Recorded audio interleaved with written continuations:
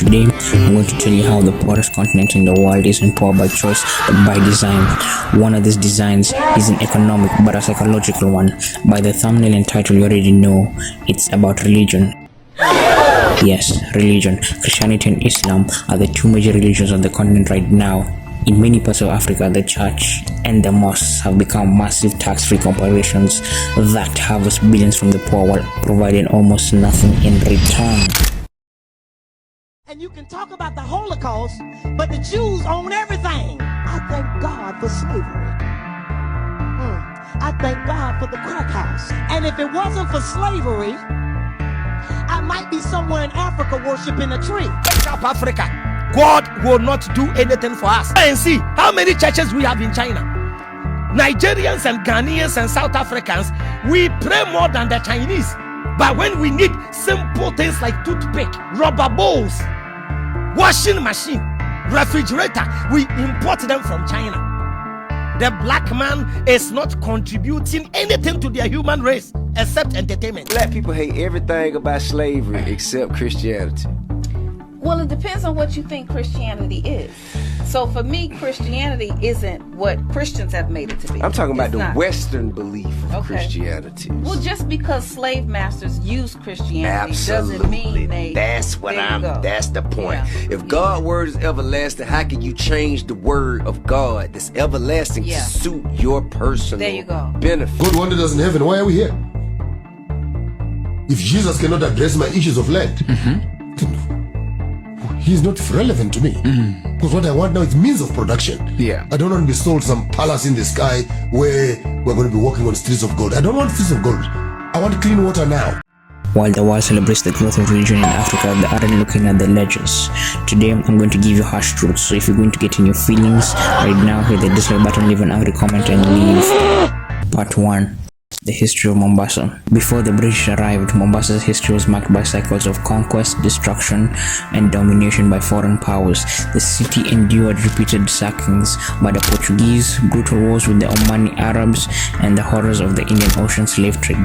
But this is not a history channel, so I won't go in depth. I know most people are already getting bored and clicking off, so I'ma get right into it. As the Muslims expanded along the trade routes, such as the Silk Route in the 8th century, as the networks grew, merchants were forcefully converted, as this would grant them access to contacts, trade routes, and favor regarding trading rules under Muslim governance. You know, if you go to Wikipedia, they're going to say motivated. You know, I just don't believe that. How do you motivate someone to do, trade with you? Back then, Muslims used to trade only with other Muslims. So if you are a Muslim, no money for you. That doesn't seem like a choice to me. So, if you're broke trying to sell your items, you ain't gonna sell none. If you convert, you get the cash. More people may get angry at this by me saying that they were forcibly converted. But to me, nah. No. Do you know how many people will get exported as slaves then between 800 and 1700 in the 9th century? And in the 18th century, it grew to 3,700 people annually. That's one source. In another source, I've seen the total number of people enslaved in East Africa from the author Ndiaye and the French historian Oliver Petre.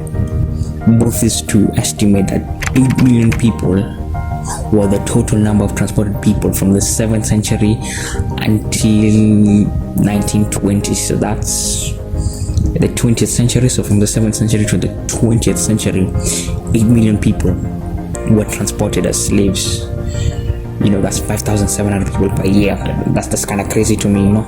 Many of the slaves were transported by the Indian Ocean and the Red Sea via Zanzibar. Some of the towns include Zanzibar in Tanzania, Sofala in Mozambique, Mombasa in Kenya, what we're talking about now, Mogadishu in Somalia, and Assab in Eritrea. The towns in, the Horn of Africa, you just weren't safe back then. Somalia and Eritrea have the most towns that show up on the list of slaves. So it's kind of crazy when I hear the Somalis saying, we weren't slaves then, we weren't slaves, it was you guys who were slaves. But it's like, no, these guys don't pick up a history book. Go and pick up a history book and you'll find the Arabs were enslaving you guys? How do you think you guys became Muslim? You think you had some nice trading agreements? No, to me, no. When we talk about slavery in the Bible, in your own point of view and perspective, what is it? Slavery lasted for over 400 years. 60 million slaves were taken from Africa. Only 12 million got to their destination. 48 million died on the way. Part 2, Foundation of Kenya. Now we finally come to the birth of a nation. If you know, you know. Kenya wasn't made by the kings, but what even is the Kenyan identity? We were all different tribes, all put under one nation by the British, and they call us British East Africa. And back then we had the Ugandans with us too. I don't want to go too in depth with the history, but I'ma just give you a fun fact. The Maasais were the only people in modern Kenya to put up resistance against the Arabs. That's why you see them so in touch with the actual roots, you know, not like this got running around. So now the British. I'm not a major fan of this, guys, but we're gonna have to go back to Victorian England. In Victorian England, religion was a major factor in society and politics. A historian says apart from the 17th century, in no other century did the claims of religion occupy such a large part of the nation's life. Nor did the man speaking in the name of religion contrive to exercise so much power. He emphasizes major social reforms and argues the main motivating force was the evangelical revival movement inside and outside the Church of England. Let's just say minority religions back then were livid. They were, pissed off. They demanded equality, especially the Catholics. Now the tables have turned. The Catholics hold majority and evangelicals the minority. I love history.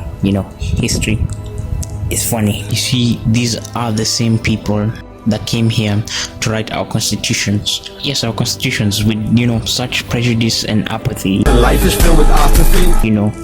Apathy, as the kid. Banger.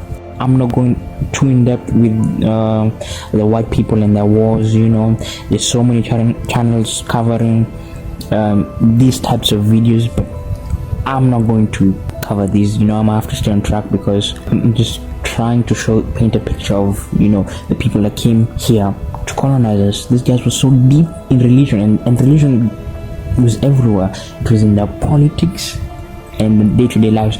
So when they were writing our constitution, they were so deep in that religious psychosis that they just wrote it. I'm tired of this church.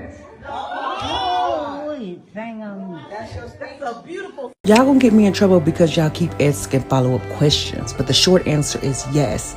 God loves you so much that he will burn you up for not loving him back. And it's pretty simple, actually, because he created you as a sinner because he loves you and he hates sin. Okay, so he decided what was a sin and then put it inside you, and then you got to get it out, right? So he said, I'll send my son and kill him because the sin I put in you, I hate it. And to this day, we still have the same constitution. So you may be like, we have our independence, we're free, Kenya is its own country, its own separate thing. It's like, no, we aren't. We are not. We are still the same Kenya that the British, left, and we're still the same ones that they made. They made us, then left us, and we're still the same exact. And this lie about independence, it gotta stop, because we're still the same nation.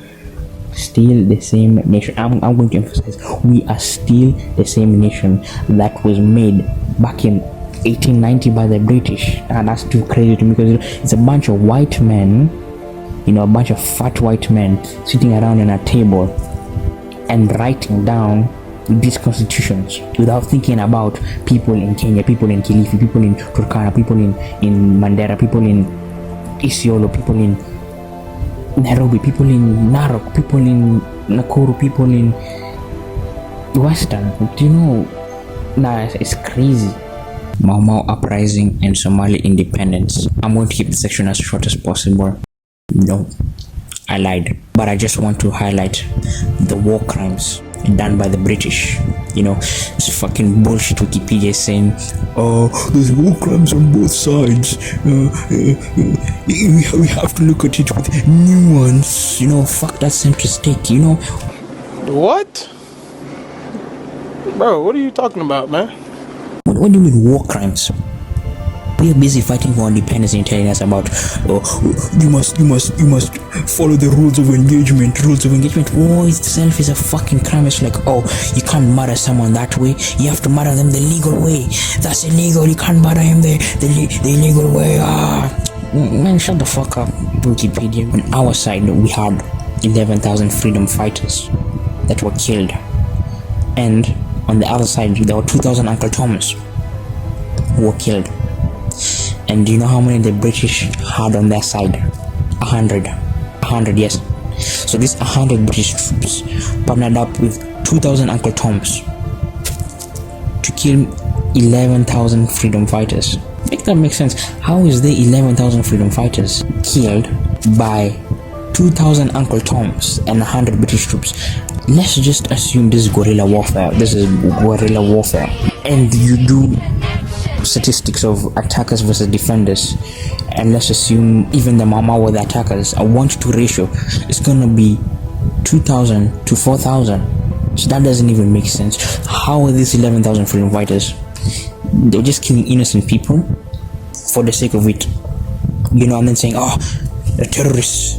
Oh, there were 11,000 and we only had 2,100 people on our side, and yeah, we wiped them out. Yeah, makes sense. Nah, this fucking Wikipedia is just spewing bullshit. You know, they didn't even care enough. They only sent 100 troops. Or like, it's just that country send about 100 troops so we can secure our tea lines. You know, I want a cup of tea. Yeah, we secure this tea lines. I tell you what, though, folks, that's bloody nice. That is really... That is bloody lovely. I'm pissed off. They only sent 100 people. Now, where's the respect, man? Absolute fucking disrespect. How are you only gonna send 100?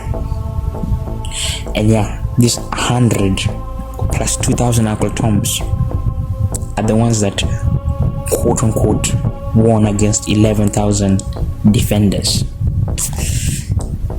Are these guys playing? What are these guys playing? GTA? No, Minecraft? 500.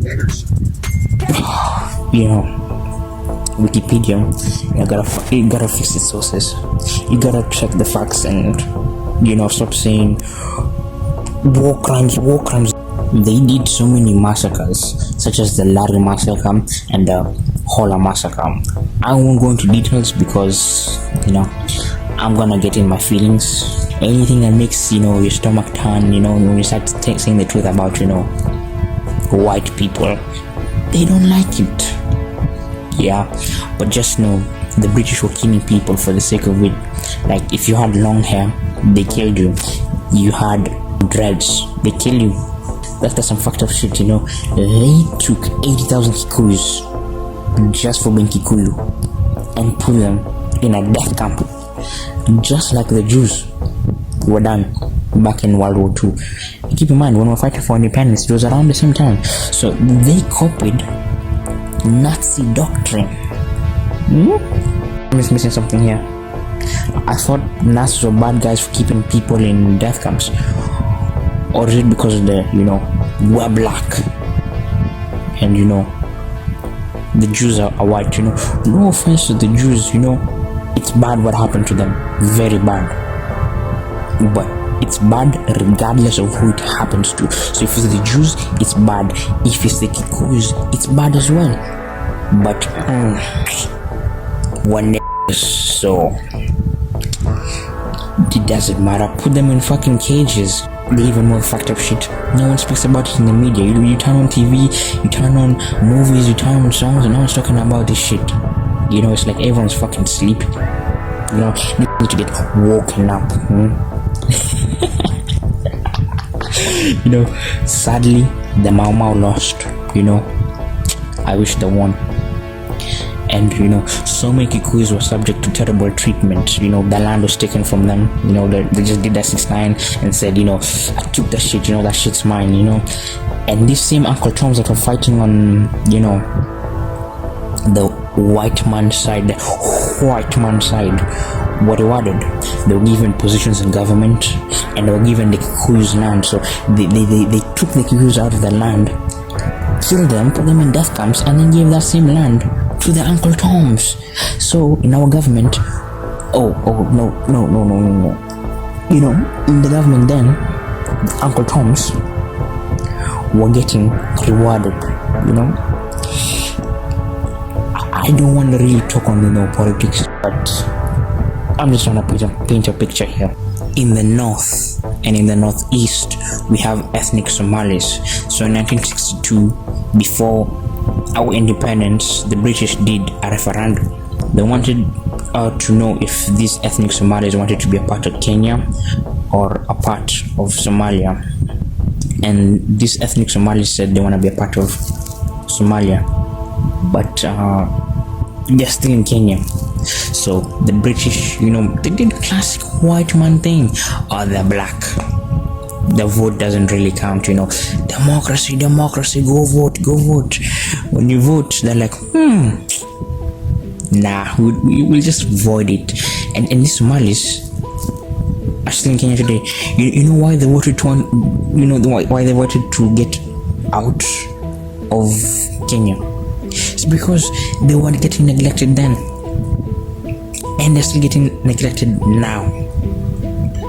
So we kept people captive, and it's really us Kenyans. It was the British, classic British, go around spreading wars and spreading all of this stuff. Maybe if they didn't, colonize so many places and do so many wars, maybe the world would be a much more peaceful place. You look at most conflicts nowadays and you trace them to their origin. The British were there, or it was colonialism. Who taught you to hate the color of your skin